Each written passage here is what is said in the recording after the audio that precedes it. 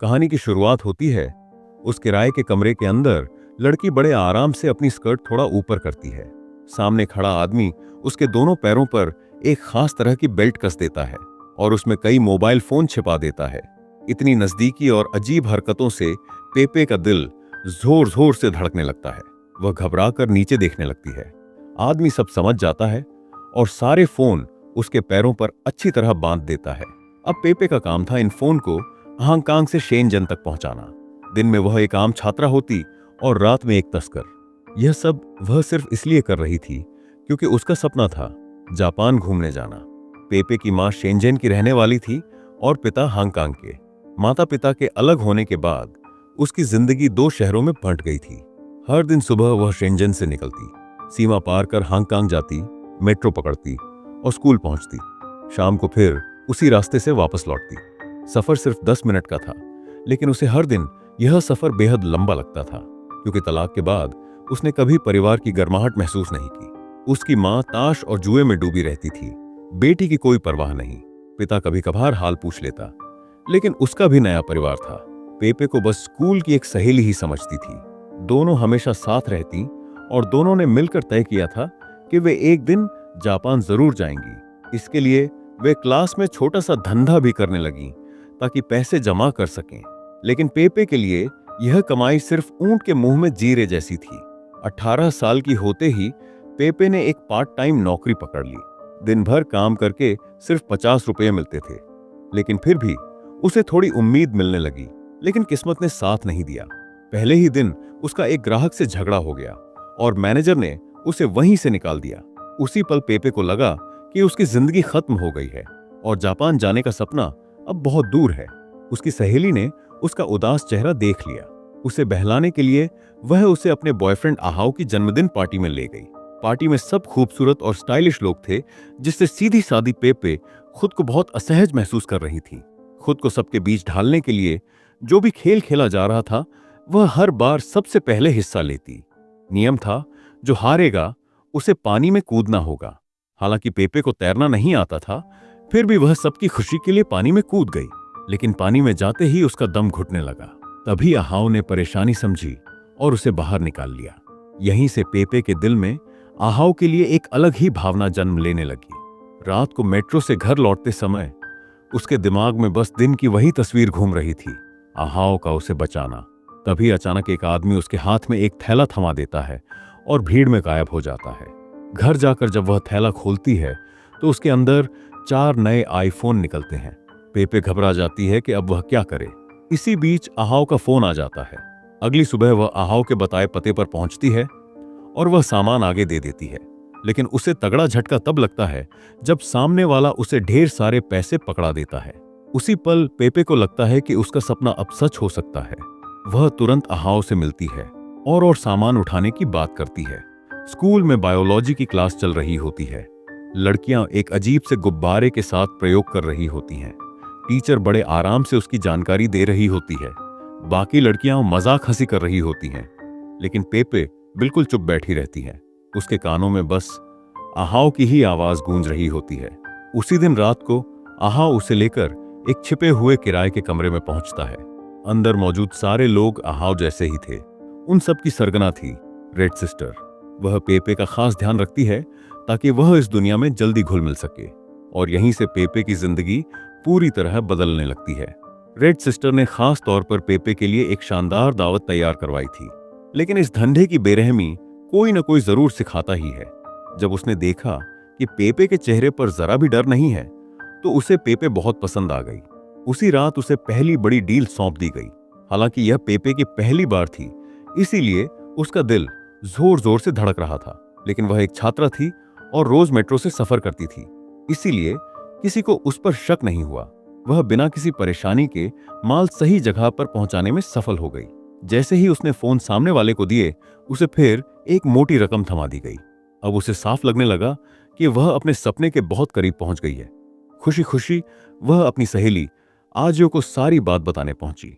दोनों ने वहीं बैठकर जापान जाने की पूरी योजना बना ली। इसके बाद पेपे और ज्यादा मेहनत करने लगी। हर बार पहले से ज्यादा मोबाइल ढूंढने लगी और अब वह इस काम में पूरी तरह माहिर हो चुकी थी। रेड सिस्टर भी दिन दूनी रात चौगुनी कमाई कर रही थी और पेपे को अपनी सोने की खान मानने लगी थी। जिस पेपे को कभी किसी ने अहमियत नहीं दी थी, उसने पहली बार खुद को जरूरी महसूस किया। उसी पल से उसे इस गिरोह से एक अजीब सा अपनापन भी महसूस होने लगा। धीरे धीरे पेपे को छोटा लीडर बना दिया गया। अब हर डील उसी की निगरानी में होती थी। कुछ ही समय में उसने अपने टूर का टिकट भी खरीद लिया। खुशी से झूमती हुई वह यह खबर आजियो को सुनाने पहुंची। यह सुनकर उसकी सहेली आहाओ को पकड़कर खुशी से उछलने लगी। पेपे दोनों को साथ हंसता देख रही थी, लेकिन उसके दिल में एक अजीब सी चुभन उठने लगी। यही वजह थी कि अगली डील में वह पूरी तरह ध्यान नहीं लगा पाई। उसे पता ही नहीं चला कि उसका एक मोबाइल कब गिर गया। जब उसने वह फोन दोबारा पाया तो उसकी स्क्रीन पूरी तरह टूट चुकी थी। मजबूर होकर वह रिपेयर के लिए उसे एक दुकान पर ले गई, लेकिन जैसे ही उसने नया मॉडल बाहर निकाला, दुकान के कई लोग उसे घेरने लगे। सब उस फोन को खरीदना चाहते थे, कोई उसे ठीक करने को तैयार नहीं था। पेपे सब कुछ भली भांति समझ रही थी, लेकिन वह अकेली थी और किसी मदद का इंतजार कर रही थी। तभी वे लोग उसे जबरन ऊपर ले गए और फोन छीनने की कोशिश करने लगे। लेकिन ठीक उसी वक्त आहाओ वहां पहुंच गया। उसने पेपे को भीड़ से खींचकर बाहर निकाला और अपने एक जानकार के पास ले जाकर फोन ठीक करवा दिया। उस दिन के बाद पेपे अपने दिल की भावना रोक नहीं पाई। वह बार बार उस जगह जाने लगी जहां आहाओ काम करता था। उसकी दुकान पर रोज कुछ न कुछ खरीदती और कई बार उसके साथ पहाड़ी पर जाकर हांगकांग की चमकती रात को देखती। धीरे धीरे दोनों के बीच का माहौल रोमांटिक हो गया। लेकिन ठीक एन वक्त पर आहाओ पीछे हट गया, क्योंकि वह जानता था कि वह और पेपे दो बिल्कुल अलग दुनिया के लोग हैं जो कभी एक नहीं हो सकते। वह बस इतना ही कर सकता था कि जो पल उसे मिले उनकी कद्र करे। लेकिन कहते हैं, गलत रास्ते पर चलने वाला ज्यादा दिन नहीं बचता। कुछ ही समय बाद पेपे की जिंदगी में एक बड़ा हादसा हो गया। इसी बीच पेपे और आहाओ का रिश्ता भी आजियो के सामने उजागर हो गया। सबसे करीबी दोस्त से मिला धोखा वह सहन नहीं सकी। दोनों की जोरदार लड़ाई हुई और दोनों हमेशा के लिए अलग हो गए। टूट चुकी पेपे अपने पिता के पास पहुंची, लेकिन उसके पिता का भी अपना नया परिवार था। वह ज्यादा समय साथ नहीं रह सका। उधर उसकी मां भी अपने नए प्रेमी के धोखे में सब कुछ गंवा चुकी थी। पेपे अपनी मां के लिए इंसाफ मांगने पहुंची, लेकिन मां ने ही उसे रोक लिया, क्योंकि वह जानती थी कि एक कमजोर औरत एक ताकतवर आदमी से नहीं लड़ सकती।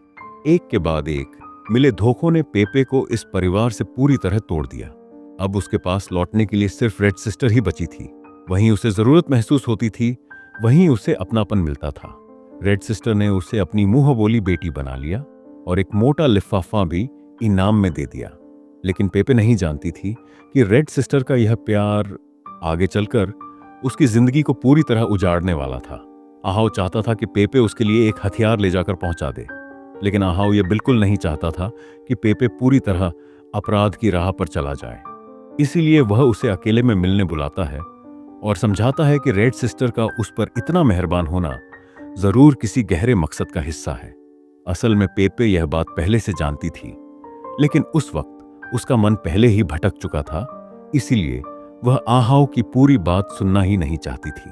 वह गुस्से में वहां से चली गई, लेकिन कुछ देर बाद उसे पछतावा हुआ। उसने तुरंत आहाओ को फोन लगाया और दोबारा मिलने के लिए बुलाया। अब आहाओ ने उसे अपना असली प्लान बताया। वह चाहता था कि दोनों मिलकर रेड सिस्टर से अलग होकर अपना काम शुरू करें। इसके लिए उसने पहले से एक बड़ा माल इकट्ठा कर लिया था। अगर यह खेप सही सलामत पहुंच जाती तो वह अपना खुद का एक गोदाम भी खरीद सकता था। यह सुनते ही पेपे ने खुद आगे बढ़कर कहा कि वह अपने पूरे शरीर पर माल बांध लेगी। इसके बाद वह उसी जानी पहचानी मेट्रो में बैठी, लेकिन इस बार उसके चेहरे पर कोई सुकून नहीं था। वह अंदर से बुरी तरह घबराई हुई थी। किस्मत से वह बिना किसी परेशानी के मेट्रो स्टेशन से बाहर निकल आई, लेकिन तभी आसमान से तेज बारिश शुरू हो गई।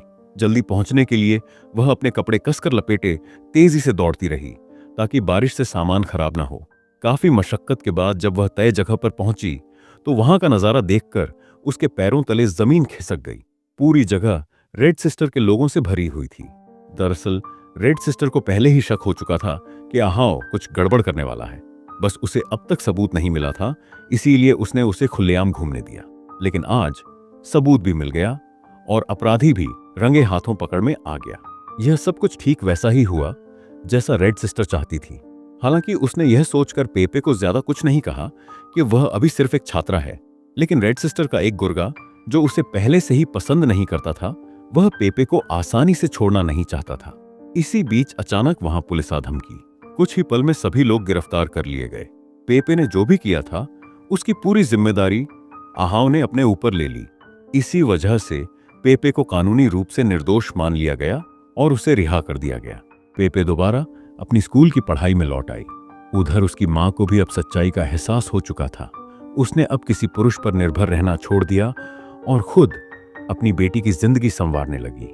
अपनी गलती का प्रायश्चित करने के लिए मां पेपे को अपने साथ जापान घुमाने ले गई ताकि वह उसका बचपन का सपना पूरा कर सके। हालांकि पेपे को अभी भी पढ़ाई करनी थी, इसीलिए उसे दोनों शहरों के बीच आना जाना करना पड़ता था।